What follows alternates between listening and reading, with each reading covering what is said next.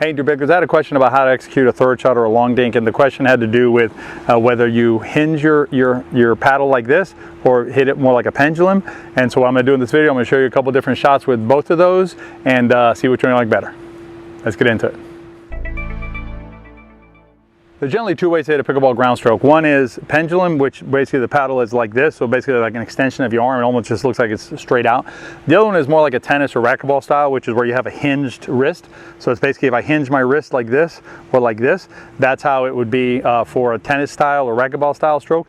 We do hinge the racket when we hit volleys. So if I'm hitting volleys, I'm hinging my racket like there, or my paddle like this.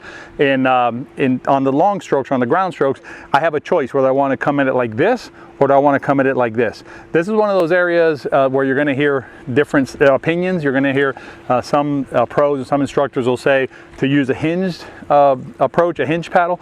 Other pros will teach you more of the pendulums, like the IPTPA likes the pendulum more than the hinged.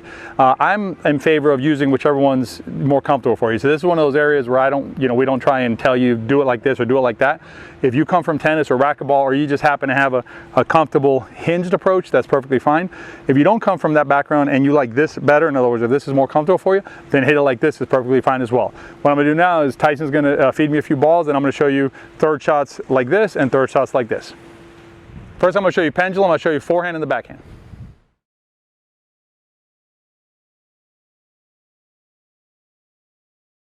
So all I'm doing is I'm getting under that ball with an unhinged paddle. So the paddle is laying like this.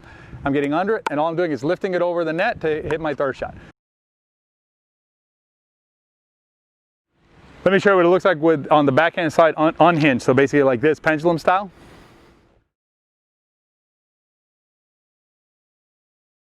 So all I'm trying to do is just lift it and clear the net. So all I'm trying to do is lift it and clear that net. That's all I'm trying to do. So real simple motion, lifting it and clearing that net. The key is don't hit the net and get it to the side. So that's basically what it looks like with the unhinged paddle. Let me show you now what it looks like with the hinged paddle, which is basically a tennis or racquetball style stroke. Right? Similar concept, I'm bringing the paddle underneath it and lifting it up, right? Getting it under there. So it's really just a matter of which one's more comfortable for me, because I'm trying to get the same paddle angle. So if I go back to unhinged real quick, it's basically just still lifting the ball, right? So I'm trying to get under it and lift it. That's all I'm trying to do. If I hinge my paddle, it's the same thing, right? It's the same paddle angle, basically. All I'm doing is hinging the paddle a little bit. Let me show you on the backhand side with the hinge. So this is where I'm holding it tennis style.